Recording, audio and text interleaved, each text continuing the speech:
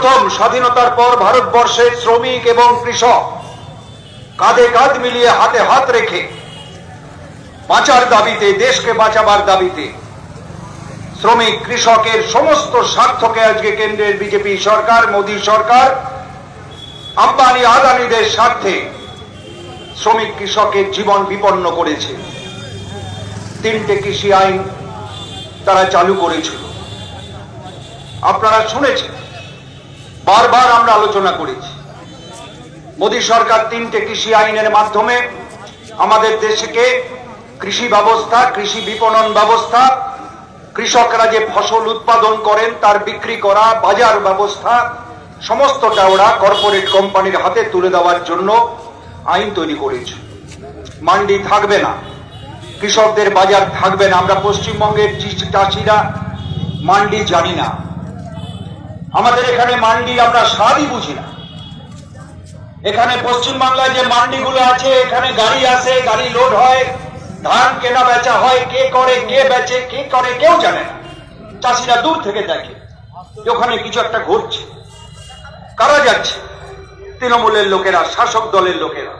চাষির কোনো জায়গা নেই, চাষির কোনো জায়গা নেই মান্ডিতে, অথচ বড় বড় করে লেখা আছে এটা কিষাণ মান্ডি, অথচ চাষিরা সেখানে ফসল বিক্রি করতে পারে না। কেন পারে না এগুলো আপনারা কম বেশি জানেন। ওখানে ফোরে দালাল, সমস্ত শাসক দলের পান্ডারা, সিন্ডিকেটের রাজ চলছে। কিন্তু পাঞ্জাব, হরিয়ানা অন্তত এই অধিকার অর্জন করেছিল, তারা তাদের উৎপাদিত গম, তাদের উৎপাদিত ফসল তারা মান্ডিতে গেলে সরকারি দরে তারা বিক্রি করতে পারে। এখনো সেই অধিকার আছে। ওই গম রেশনের মাধ্যমে সারা দেশে গণবন্টন ব্যবস্থায় পাঞ্জাবের গম, হরিয়ানার গম, উত্তরপ্রদেশের একটা অংশও নেই। আর ভারতবর্ষের কোন রাজ্যে মান্ডি সরকারি কেনার কোনো ব্যবস্থা নেই, কিন্তু ওখানে ছিল। তাই লড়াইটা ওখানেই শুরু হয়েছে যে আমাদের এই ব্যবস্থা, আমাদের কৃষি ফসল বিক্রি করার সুরক্ষা, এটা কেড়ে নিতে দেব না, আদানি আম্বানিদের হাতে তুলে দিতে দেব না। শেষ পর্যন্ত 13 মাসের লড়াইয়ের পর মোদী সরকারকে মাথা নিচু করতে হয়েছিল। এত বড় কৃষক আন্দোলন আমরা দেখিনি। দিনের পর দিন, রাত দিন, রোদ বৃষ্টি, ওই রাস্তার উপরে ঘরবাড়ি বানিয়ে নিয়েছে। এক ভাই গ্রামে আছে তো এক ভাই বর্ডারে বসে আছে, বাবা চলে যাচ্ছে তো ছেলে চলে আসছে, বোনেরা চলে যাচ্ছে, মায়েরা চলে যাচ্ছে। অভূতপূর্ব আন্দোলন। সেখানে লঙ্গরখানা হচ্ছে, রান্না হচ্ছে, সবাই খাচ্ছে। যে আমাদেরকে এখান থেকে উঠবো না, আমরা দিল্লিতে বসে থাকবো যতক্ষণ পর্যন্ত না এই আইন প্রত্যাহার হচ্ছে, আমরা চলবো না।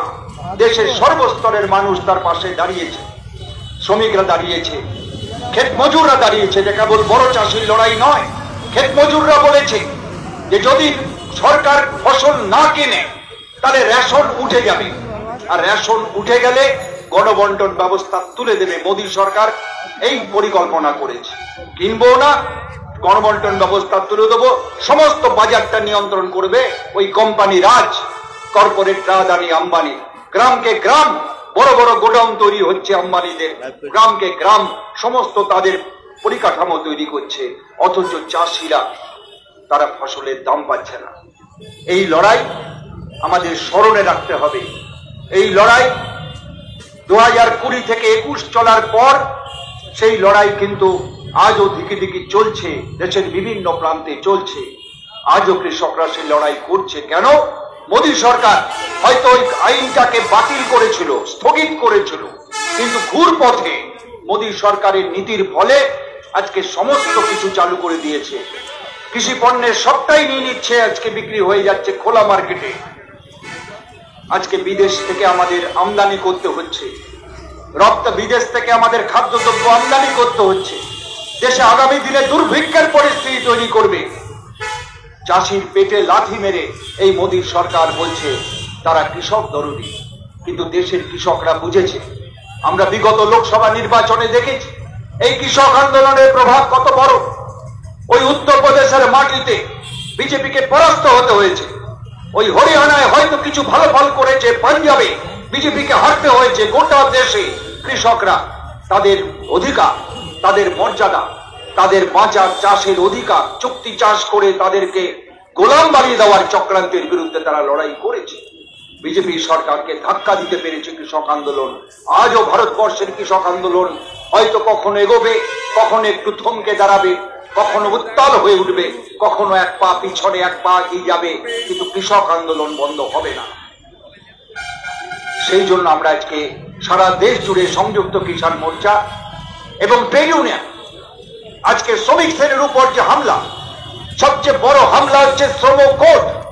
শ্রম কোড চাপিয়ে এতদিন শ্রমিকদের যে অধিকার ছিল, 8 ঘন্টা শ্রমের অধিকার, এই যে লাল পতাকা, এই জন্ম হয়েছিল কিভাবে? এই তো 8 ঘন্টা শ্রমের জন্য লড়াইয়ের মধ্য দিয়ে চিকাগো শহরে হে মার্কেটে শ্রমিকের রক্তে ভেজা জামা, সেই জামার থেকে তোর পতাকা তৈরি হয়েছিল, লাল পতাকা। 8 ঘন্টা কাজের অধিকার অর্জন করেছিল। আর আজকে শ্রম কোড নিয়ে এসে সেই 8 ঘন্টার আইন তুলে দিচ্ছে। কোন ইউনিয়ন করতে দেবে না, ইউনিয়নের অধিকার। এই আন্দোলন হচ্ছে, সংযুক্ত মোর্চার নেতৃবৃন্দ আমাদের জানিয়েছেন। এই আজকে যেমন আমরা কৃষ্ণনগরে করছি, নদিয়া জেলায়, পশ্চিমবাংলার সমস্ত জেলায় হচ্ছে, তেমনি গোটা দেশে 500 জেলায় এই আন্দোলন হচ্ছে।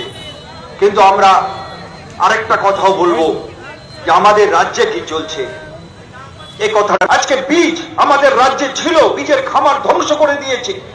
সমস্ত ভেজাল বীজ এনে আজকে আলু চাষিরা ক্ষতিগ্রস্ত, পাট চাষিরা। আজকে পশ্চিমবাংলায় মমতা সরকার, তৃণমূল সরকার পাট চাষিদের দিকে তাকালো না। আজকে মাত্র 6,000 টাকা কুইন্টাল আজকে দর দিয়েছে আজকে জুট কর্পোরেশন অফ ইন্ডিয়া, কেনার কোনো ব্যবস্থা নেই।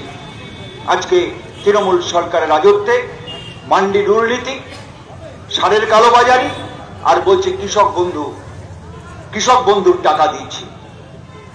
উপকরণের দাম কত বেড়েছে আজকে আপনারা প্রত্যেকে জানেন। গ্রামে যারা থাকেন যে বীজের দাম, সারের দাম, জলের দাম, খরচ কত পরিমাণ বেড়েছে। কিসের কৃষক বন্ধু? আজকে যা দাম বেড়েছে, চাষিরা সেই সরকারি দরও পায় না, মাঠে মাঠে ধান উঠছে। আজকে 2370 টাকা কুইন্টাল সরকারি রেট চাষিরা পায় না। তাই আমরা দাবি করেছি যে মমতা সরকারকে এই রাজ্যে আমরা যেমন কেন্দ্রের ক্ষেত্রে দাবি করেছি যে প্রত্যেকটা ফসলের ন্যূনতম সংগ্রহ মূল্য গ্যারান্টি আইন করতে হবে, ফসলের উৎপাদন মূল্যের 50% এবং যে ফর্মুলা স্বামীনাথন কমিশন, যে তার অন্তত 50% সেখানে